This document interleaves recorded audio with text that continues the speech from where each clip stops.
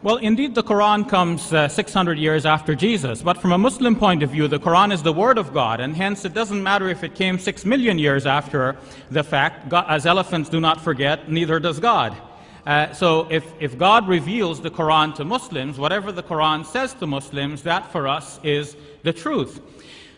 But one might ask, well, having already the New Testament documents, why do we need a book like the Quran? Well, look at the New Testament documents. The earliest of the 4 Gospels is the Gospel according to Mark, followed by Matthew and Luke, and then finally John. John contradicts the other 3 Gospels, which are called synoptics because they're often together in contrast with John, on very important points. For example, was the body of Jesus wrapped in spices or not? John says yes. The other Gospels show no, because the women were still buying spices on the Saturday and they went on the Sunday morning to anoint the body of Jesus. So this is a major discrepancy. Because whereas in fact the synoptic Gospels were trying to show that the women knew how Jesus was buried, this fact alone shows in fact they didn't really know if John is correct or is John wrong. When was Jesus actually crucified? According to the Gospel of John, he was crucified on what we would refer to as 14th Nisan, because according to John, that was the day before the eating of the Passover meal. According to the Synoptic Gospels, it was the following day. And since Jesus didn't die twice, then obviously either John is right or the Synoptics are correct. What about the Synoptics? Do they always agree with each other? In fact, when one compares the Gospels one after another, one will see that the same event in the life of Jesus or concerning his death is rewritten in the subsequent Gospels. Mark first, followed by Matthew and Luke. Look what Matthew does to Mark's Gospel. Mark has it that the women were coming to the tomb on the Sunday morning and they were wondering, who's going to roll away the stone for us? Matthew's Gospel has it that when... to continue with Mark for a moment, so they arrive there and they find that the stone had already been rolled. So there's no problem, nobody has to roll the stone, right? Over to Matthew's Gospel. Matthew's Gospel has it that as the women were approaching, angels came down from heaven and rolled away the stone.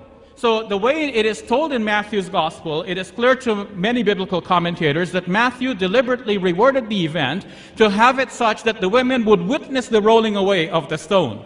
Because if the stone was rolled previously, one might wonder who rolled the stone and who took away the body.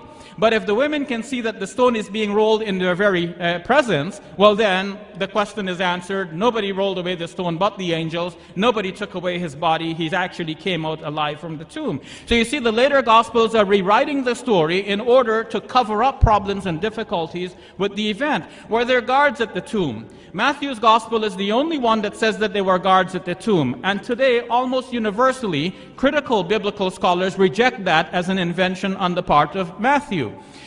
Even if you say it was not an invention, the story fails to do what it was meant to do. It was meant to tell us that the guards were there so nobody could have taken away the body.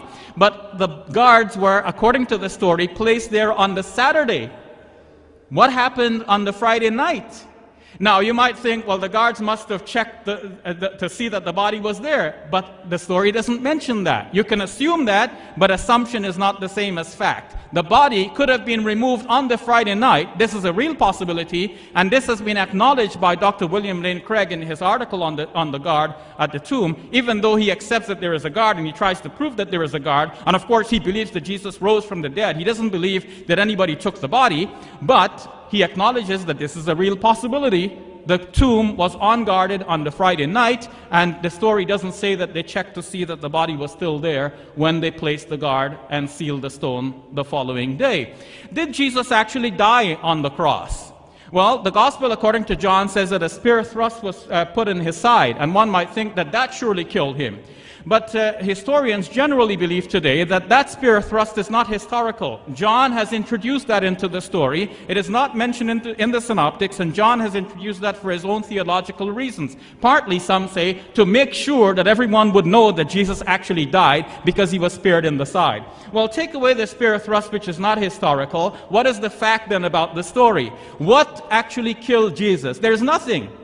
Crucifixion doesn't actually kill a person by itself. What kills the person is exhaustion and shock that results from a prolonged hanging on the cross, sometimes for a couple of days. But according to the gospel record, Jesus was there only for a few hours. This is why when Joseph of Arimathea requested his body for a private burial, Pilate, under whose auspices Jesus was said to have been crucified, wondered if Jesus could have died so soon. He inquired of the centurion, who confirmed, but the centurion was by this time a Christian and had no reason to want to see Jesus dead. So in short, even though the Quran comes 600 years later, to Muslims this is the word of God telling us the truth. مَا قَتَلُوهُ وَمَا صَلَبُوهُ وَلَكِنْ شُبِّهَ لَهُمْ. They killed him not, nor crucified him, though it did appear to them as if they had done so. Thank you.